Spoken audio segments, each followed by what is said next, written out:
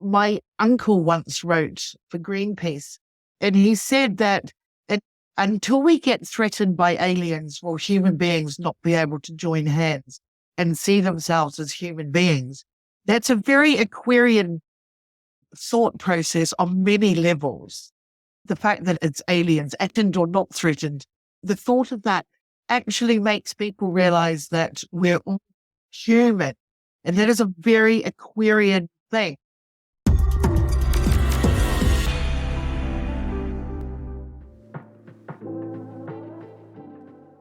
This podcast episode is brought to you by The Inner Circle, your place to learn astrology in community with the masters and transform your life in the process. Welcome to your weekly astrological weather. I am so very happy that you're here.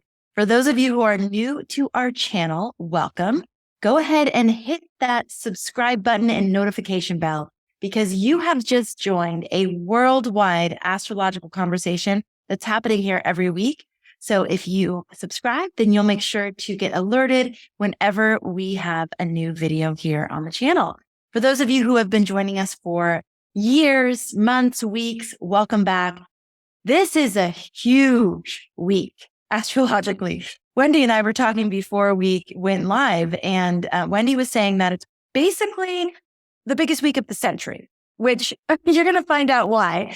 But one thing I wanted to mention before we go into the weekly weather, this week we have our free game-changing transits event.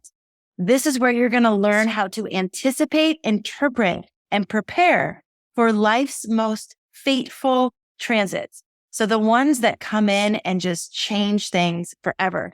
We're going to be covering both global collective transits, like one that we're going to be having this week, and we're going to be covering personal transits. So the ones that we all go through throughout our lifetime, things like the Saturn return or the Uranus opposition, also known as the midlife crisis.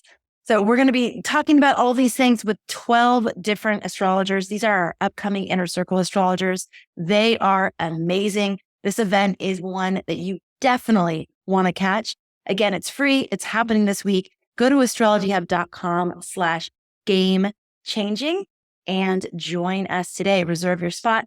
If you can't be there live, don't worry about it. You will get a recording of the event only if you register. All right. So a little bit about Wendy Stacey. She is a professional astrologer and the principal of the International Mayo School of Astrology and the chair of the Astrological Association. She's written numerous articles for the Astrological Journal and is the author of Consulting with Astrology and Uranus Square Pluto. In 2014, Wendy received the UK Charles Harvey Award for exceptional service to astrology. She is also a tutor on the MA Cultural Astronomy and Astrology course at the University of Wales. She's amazing. We're thrilled to have her here at Astrology Hub. She's also an upcoming Inner Circle astrologer. So Wendy, welcome back. So happy that you're here. Thank you for having me. It's wonderful to be back. All right, Wendy. So you said to me that this is the week of the century. Tell us why you're saying that. Well, we have, of course, the big event, which is Pluto going into Aquarius. The most interesting thing about this particular ingress of Pluto going into Aquarius is that it follows Jupiter-Saturn conjunction from December 2020 at the same degree, 0 degrees Aquarius. So this is very poignant in terms of human evolution, social change on every single level that you can possibly imagine. With that it also sort of follows from the Spring Equinox, which is the Aries ingress that we look at for the year. It has a lot of other things going on. Saturn, of course, has gone in Pisces recently.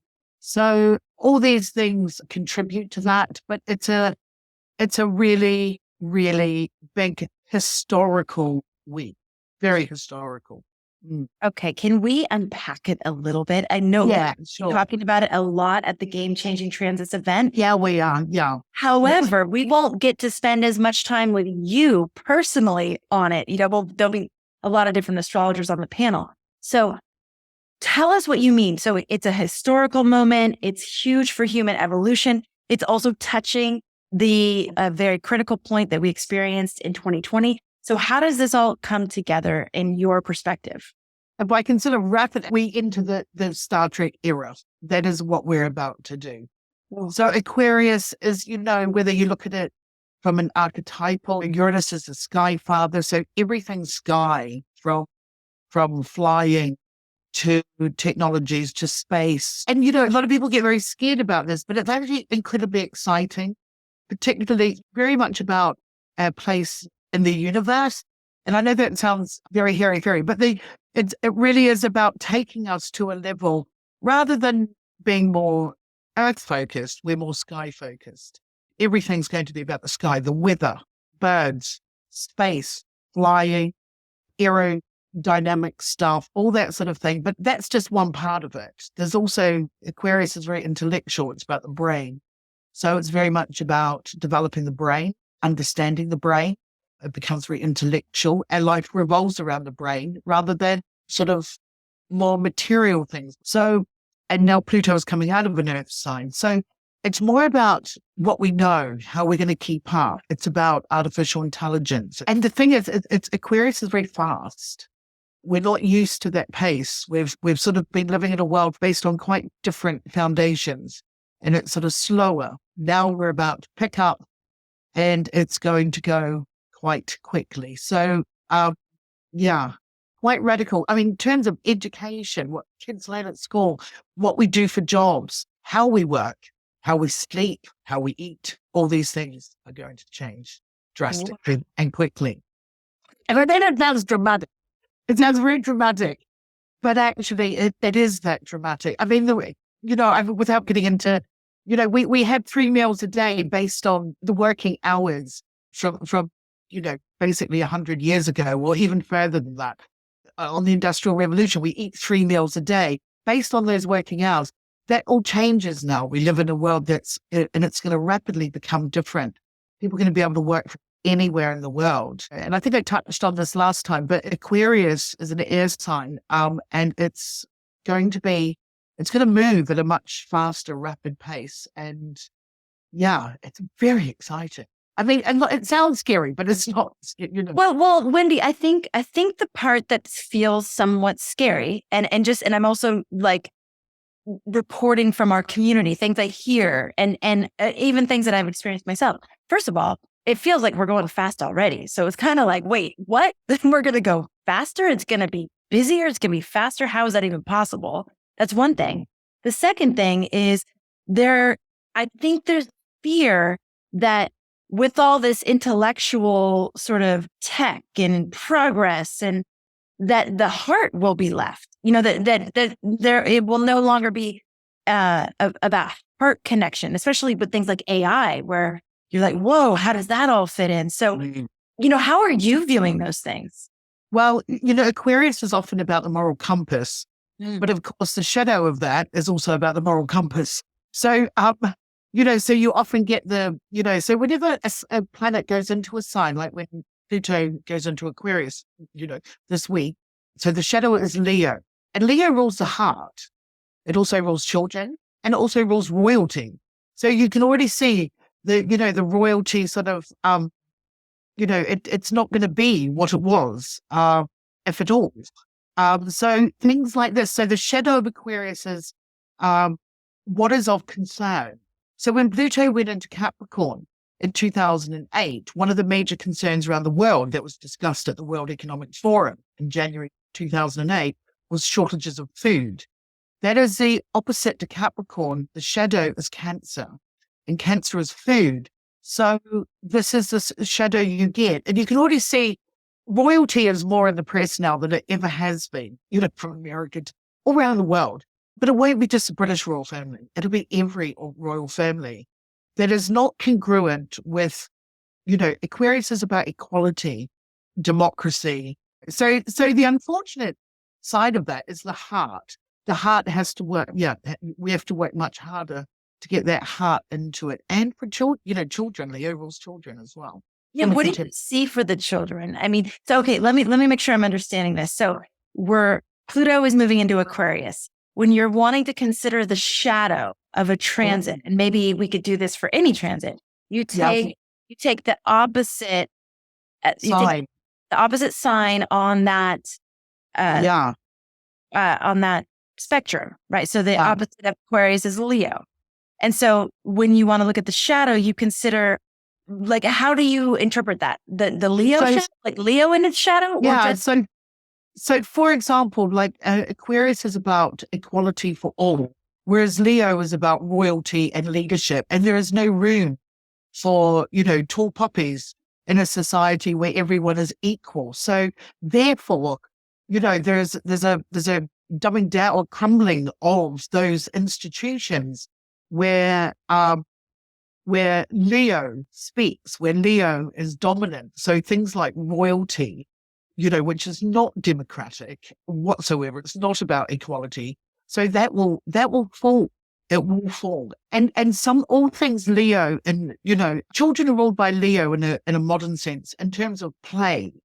So we need to ensure that there is heart, which is ruled by Leo, and that there is play. So, that we need to make sure that's installed, but that will be sort of frowned upon in the Aquarian world, in the Aquarian psyche of society that we're going to soon adopt, and you can't rewind time. So it's going to be a very interesting time. And when we think of children today, we're going to think of them quite differently in 50 years' time. We're already starting to do that. I mean, without getting too, we have artificial uteruses now. People don't give birth anymore. So, you can sort of see a trend already going that way, which is, without sounding like the Matrix, but it's sort of it has a little bit of that flavor, I'm afraid. So we're going to, have to work harder if we want to maintain values. But it won't happen. It's not happening now anyway. See the nuclear family, that was designed again for work.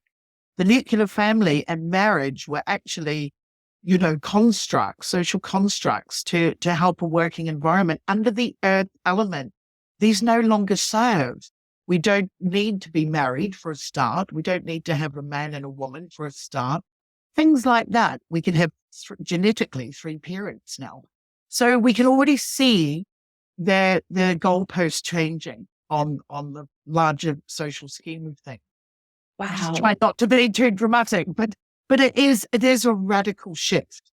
It is a very radical shift. And I think we can there's obviously so many precursors to this. There's so many signs pointing in the direction.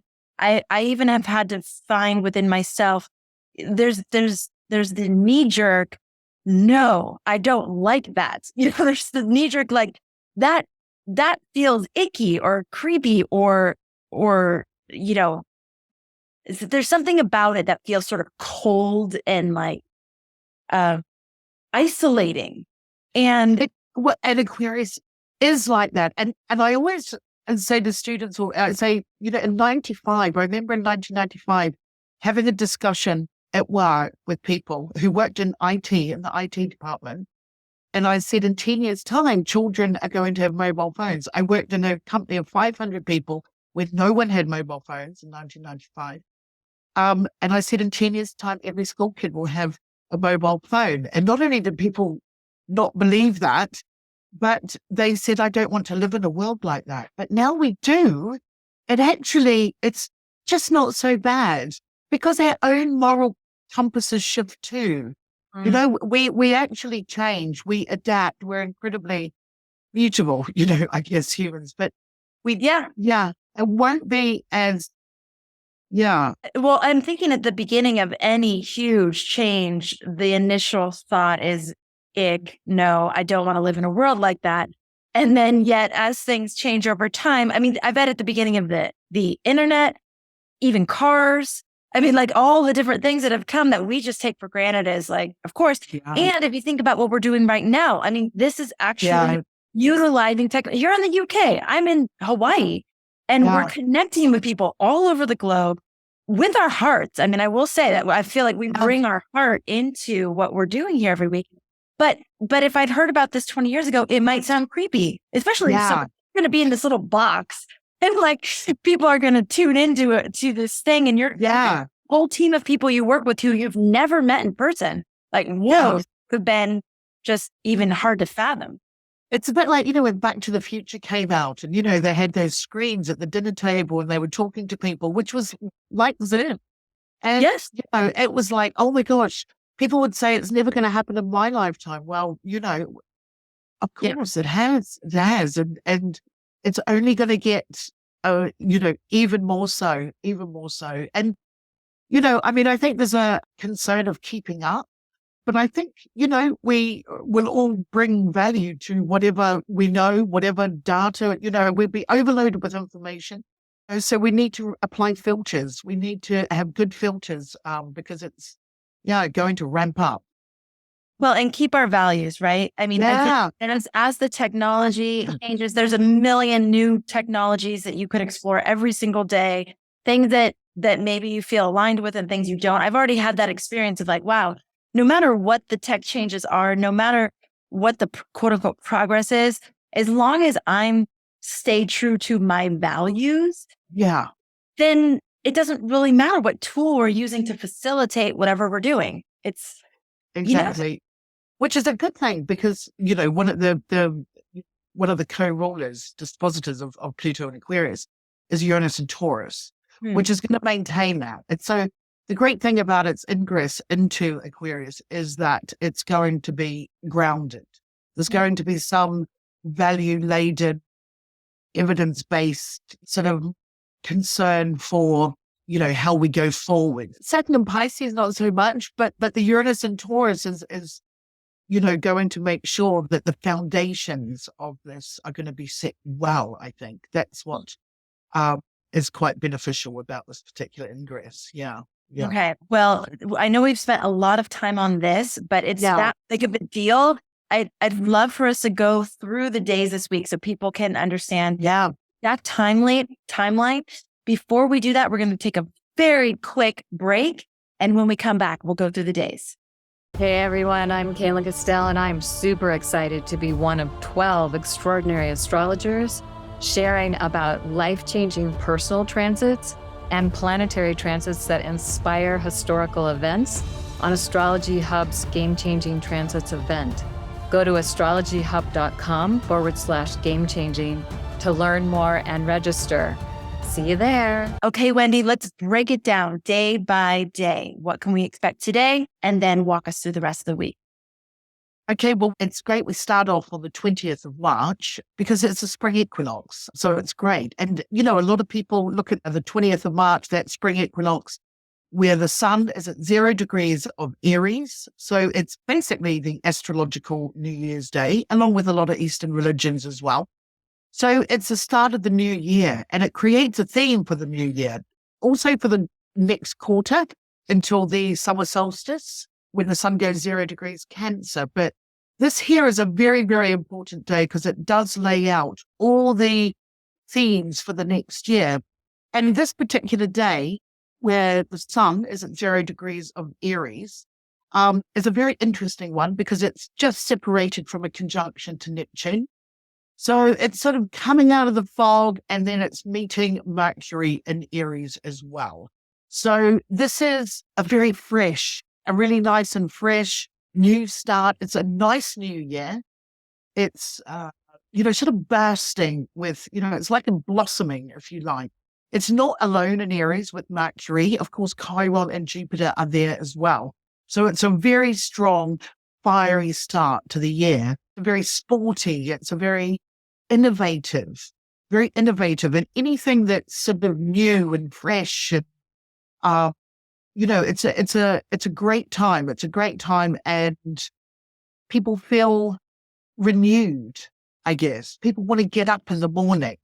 We've had the sun through Pisces. It's a little bit, and it's been a little bit more slower, but sludgier. Although earlier in that day, of course, the moon is conjunct to Saturn. So it starts off tough.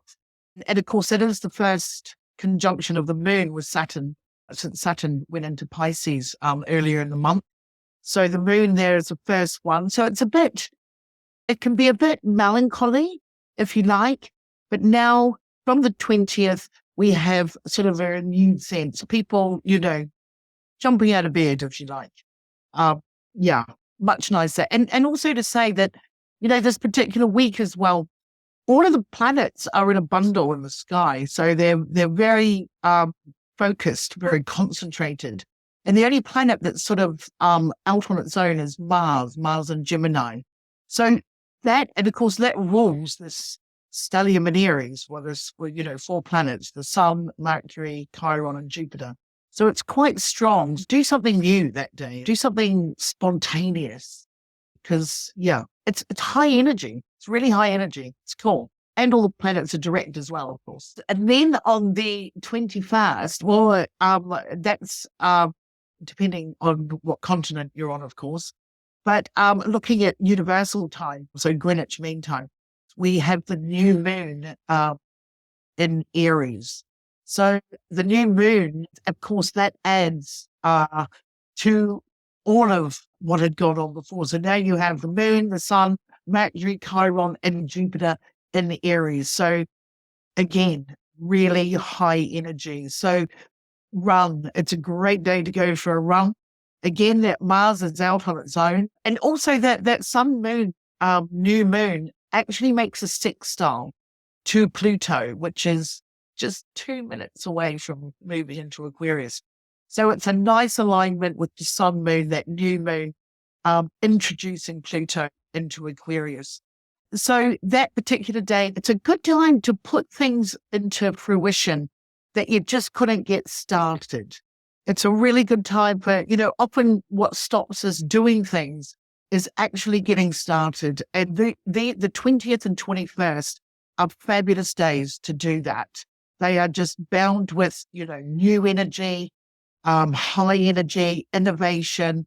So, I would highly suggest doing something you've never done before either. So also as well, you have the nodes conjunct to Venus as well. Make contact with someone you haven't seen for a while.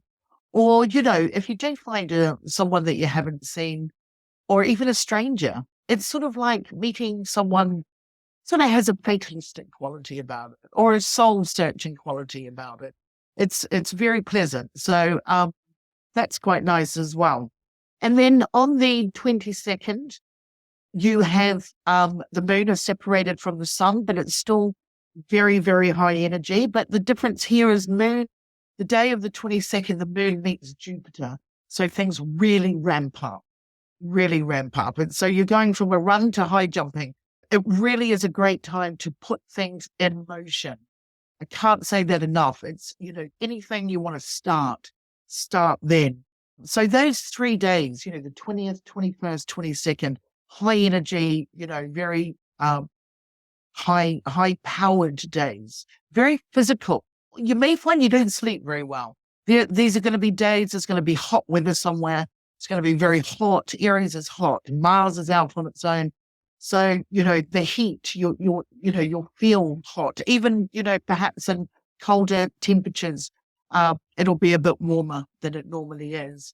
Usually people can't sleep during this because the head is, thinking about things, write them down. All of those planets in Aries is ruled by Mars and Gemini is journaling, diarying, putting it on the book. So do try and journal things, even if they don't make sense. They will do. So on the 23rd, we have the moon coming out, separating from its conjunction to Jupiter. So on the 24th, it moves into Taurus. And then we have a quite different energy. When it moves into Taurus, it'll make it sextile to Saturn and Pisces. So it'll be much lower energy. It will be squared to Pluto. So there'll be some hurdles to jump over. That's exactly what it will feel like. It's a good time to actually be a little bit more creative during this time. So this is from the 24th, universal time for the next 2.5 days. The moon's going to be in Taurus, and it's not alone there. It's there with Venus and Uranus. So it's a much slower time. Things are going to slow down. It's going to be more about, whereas previously with an Aries, you may not have eaten as much or thought about food. Now moon's in Taurus, food, wine, whatever, floats your boat. It's moon in Taurus is lovely. It's on its way to meet Venus It's a really nice time to, well, sleep is good. Food is good. It's also a great time, you know, use your hands, time to garden. It's that time of year in the Northern Hemisphere to, get your hands in the garden, that sort of thing. It's a very sort of healing time in that respect, but making things as well. For the 25th, we have the moon come to join Uranus, which brings a little bit of an electric vibe to it, even though it's still in Taurus and it's still quite slow. It's sort of underlined by a little bit of crazy. So being inventive, doing something, all those things I just, being cooking or, being creative, do something a bit more inventive, a little bit more out of the box. With all those planets in Taurus, the markets will be a little bit crazy as well. Still again, Mars is out on its own. So you've still got that, if Mars and Gemini is like a buzz, there's a constant buzz. So even though you've got these planets in Taurus, and you've still got the Sun, Mercury, Chiron, Jupiter, and Aries, there's sort of like a real hum on the 25th. You've got Moon Uranus, and you've got Mars and Gemini, and you've got still that stellium in Aries. So you've still got quite contradictory energies happening. One is quite crazy, and the other is soft. So you've got these contradictory energies. You've got this sort of really strong Aries, very rah, and the strong Mars and Gemini. But all the Venus, Uranus, Moon in Taurus is very yin. It's also very sensuous. It's a great time to pamper oneself. That's what Taurus is really, it's really good to do that. Well, when I say pamper, it's also just making yourself feel very comfortable. It's important that you're really comfortable in this sort of space on this particular day. Because the Moon and Uranus can be quite unsettling, as can the Mars and Gemini. It's important to say too that Mars is at the last degree of Gemini. So that hum is getting quite loud. There's something that's, eccentric with that Moon, Uranus, Mars and Gemini. Something quite eccentric about that. They're also in a 45-degree angle, actually, the Moon, Uranus, 45 to Mars. It's a bit of a heavy metal. That's what it's sort of there's something about that. It's a bit head banging, but in a nice way, in a great way. And so it's sort of going with the flow, but just making sure you feel comfortable. And that's pretty much the 25th. And then on the 26th, the moon is nearing the end of Taurus. It's coming out of Taurus, making its way into Gemini. But what is really interesting about that 26th is that Mars has now entered Cancer. So it's come out of that last degree of Gemini and it's now into Cancer. So all those planets in Aries, Sun, Mercury, Chiron, Jupiter, all ruled by Mars in Cancer. So it then just sort of like puts the brakes on a bit, and it's trine Saturn. So the Mars is trine to Saturn. And so it puts the brakes on gently. It's a very gentle braking.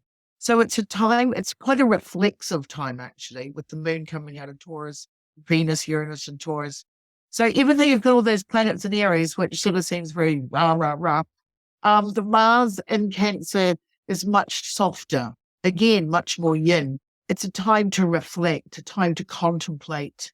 And with the moon nearing Taurus as well and Mars in Cancer, there's a time to perhaps retreat because it's trying to Saturn and Pisces.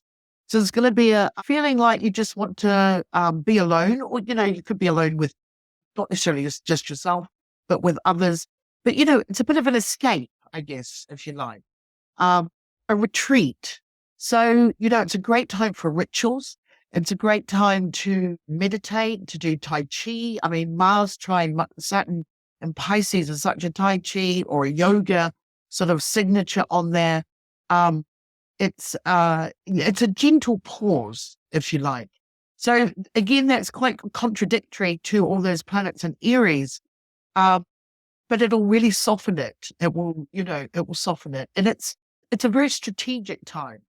It's like if you think of Aries and you're about to, shoot an arrow into a target, this is the time to actually think, how am I going to do this?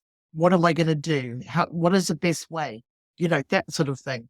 So, so it's a nice contemplative time, and it's a nice energy to have with Pluto just gone into Aquarius and with all that Aries as well. So what a dynamic week. Yeah, it's very dynamic. Wow. It is.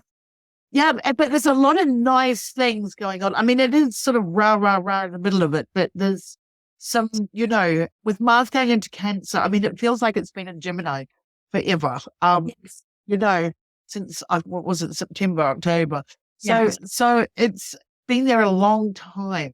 So we're quite going to welcome that Mars in Cancer. Some astrologers may say it's in its fall, but actually it can be, very contemplative there, very reflexive, and it's also very internal. So one can do some good, deep inner work, particularly trying to Saturn and Pisces. Good time to do personal work, I think. Yeah. So Wendy, I may have missed this, but we started talking about Pluto moving into Aquarius this week, but I didn't catch what day that's actually happening. Oh, okay. It's the 23rd. 23rd. It moves in on the 23rd. Do you view this as the official move into the age of Aquarius, or are you not? No, I don't see it as the official. No, because the age of Aquarius is based on the precession of the equinoxes, which is a 25,000 year cycle. So it's all very up for debate when that move to Aquarius is. It's when we go backwards from Pisces to Aquarius. There's a lot of different debate on that. Yes. But a lot of people think it's the age of Aquarius because we've got so much. We are actually on the brink. We're smack bang in the middle of this incredible change to all these things Aquarian, but it's quite different than the Aquarian age. Regardless, we are walking into a period of time where Aquarian themes are going to be front and center. Yeah. And whether or not this is the official moment do you think we're alive for the shift into the age of Aquarius, or do you think that it's coming way later, or that it already started? I don't think we're in it yet, but we are in that we're in a very Aquarian era. There's still more to come. And we've got quite a few ingresses. So it goes into Aquarius, goes back and forth again until November next year. But it's the first ingress I would think is, it's the going to most be powerful. Well, you're going to hear on that date, the 23rd of March, you're going to hear the word freedom more than you've ever heard ever before. And you're like, freedom, equality, all those things Aquarian. Does equality for Aquarian energy mean the same, or does it just mean equal, equal value, or is it sort of getting rid of the Leo kind of individuality and unique expression, or is it talking about something different when it's talking about equality? When Aquarius thinks of equality, when we talk about equality as an Aquarius, it's about everyone has equal access, everyone has an equal voice, everyone has equal skills, treated the same, anti-discrimination, anti-prejudice.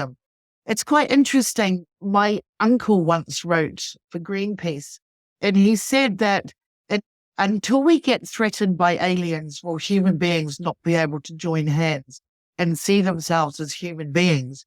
That's a very Aquarian thought process on many levels.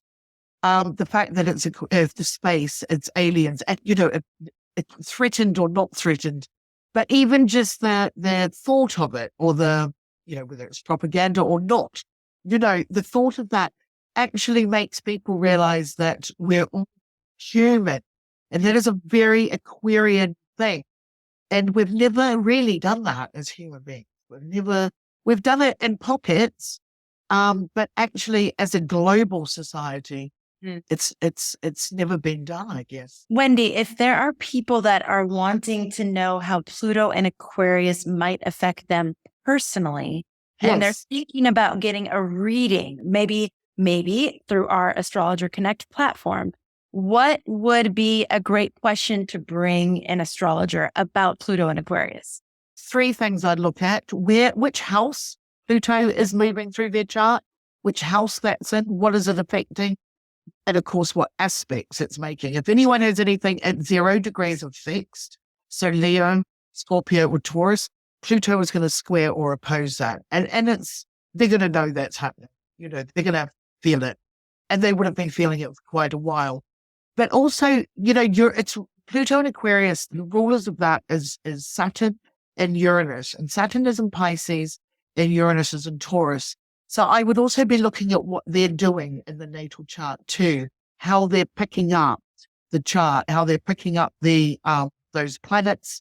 And if that, because sometimes they won't, you'll have plenty of people that won't be triggered by, they'll of course be influenced socially, but not triggered personally.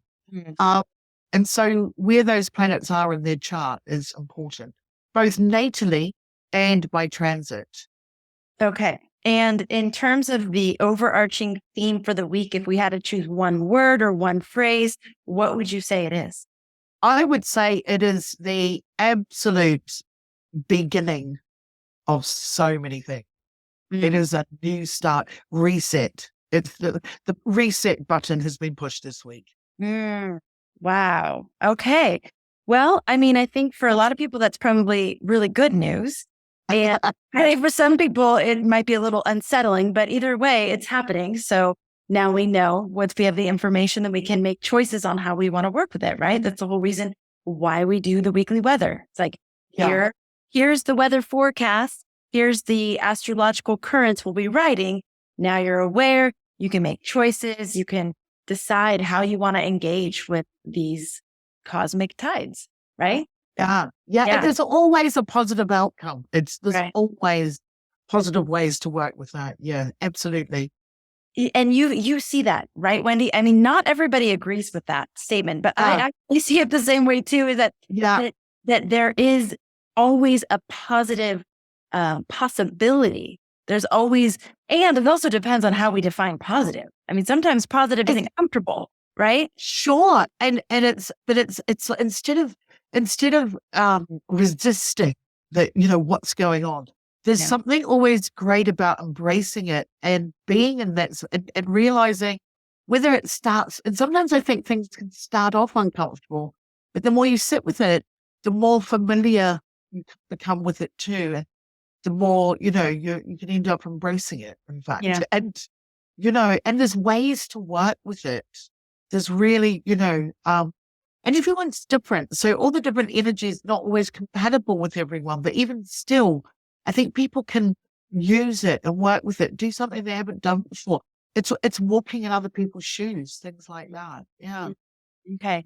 Wendy, so just a quick recap. We have Pluto moving into Aquarius. Again, a huge, huge shift. It's a historical moment for us. It is triggering the same point that happened in December of 2020, which was the Jupiter-Saturn conjunction. So some of the themes and things that were coming up are also brought into this time. They're not isolated events, right? You said that we're entering the Star Trek era. All things space and sky. This is probably good for astrology, huh? Yeah. Fabulous for astrology. Yes. Okay. Fabulous. Flying, tech, space, our place in the universe, sky-focused, weather, birds, aerodynamic stuff. So sky things. You also said it's about the brain, developing, understanding what we know, how we keep up. Education will be shifting. Our education, the way we eat, our social structures have been built around a very earthly environment where we're like creating things in a factory, like industrial revolution and things like that. As this shifts, so does the way we work, so does the way we educate, so does the way we do life. So this is going to be interesting. Like you said, we also have the equinox at 0 degrees Aries. You said this is a time where people are going to start to feel renewed. that this is a time to do something new and spontaneous, very high energy. I heard you say that a lot for the beginning of the week. Very high energy, good time to start things, good time to try things you haven't done before and get in contact with people you haven't been in contact with for a while. So it's like a lot of fresh start, new beginning, high energy, lots of initiation. Be brave. Yeah. Brave. I love that. Okay. Then we have the last part of the week, which shifts a little bit. It's a little bit lower energy. There may be some hurdles to jump over, but this is a great opportunity to get creative, focus on things like sleeping, cooking, gardening. So definitely like a grounding kind of energy comes in. And then again, towards the end of the week, we have high energy for the most of the beginning part of the week. And then we have sort of a grounding, slower energy. And then we end the week with an electric vibe, with a great time to do things that are out of the box. The markets may be a little volatile and crazy. The hum, that Mercury and Gemini hum is loud because we're at the very last degrees of Gemini now. And then the final day is a great day to retreat, escape, do rituals, take a pause. This has been a huge week. So this will be a great day to really just like integrate and digest it and process it, right? Yeah, absolutely. It is going to be a week of digestion. Yes, definitely. Definitely. And we're going to have more opportunities to hang out together and explore not only Pluto and Aquarius, which will be really fun to hear lots of different astrologers' perspectives on this Pluto and Aquarius, both the opportunities and some of the things to look out for. Like you said, Wendy, like we got to maybe work a little bit harder to bring the heart into things, and we need to play. I mean, it's one of the things I've been thinking about with AI and with the way things are getting so technologically focused. I feel that people will appreciate even more when you bring your heart into something, when you infuse your unique personality into something, because it's going to become increasingly rare to see those things happen, right? So you said heart, you said play, but again, we're going to have an opportunity here from lots of different astrologers about this Pluto and Aquarius, but also Saturn and Pisces, also some of the transits that are coming in the next few years, big ones like Uranus moving into Gemini, and some big global ones we're all going to be doing together. And then, like I said in the beginning, we will be covering personal, big, game-changing, life-changing transits where having the awareness of them before they happen, while you're in them, even the retrospective understanding can be so helpful, because then you're actually getting to work really tangibly with the energies and do what you can to bring about the best outcomes, especially for some of these ones that are known and like notorious for being really, really challenging. So we'll be doing that this week, and it's going to be really fun. And you're going to be with Wendy again. So looking forward to that. Again, that's astrologyhub.com/game-changing. Wendy, thank you. I love having you with the weather. It's so much fun. Thank you. It's so much fun. Thank you for having me. Thank you. And it's so much fun to share this every single week with all of you. So thank you for being here. Thank you for being a part of our community. Thank you, as always, for making astrology a part of your life.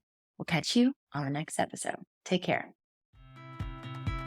Every now and then, there's a planetary alignment that changes everything. We call these game changers because they're fateful moments when one phase of life ends and another one begins. I know for me, my Saturn return was definitely one of those moments.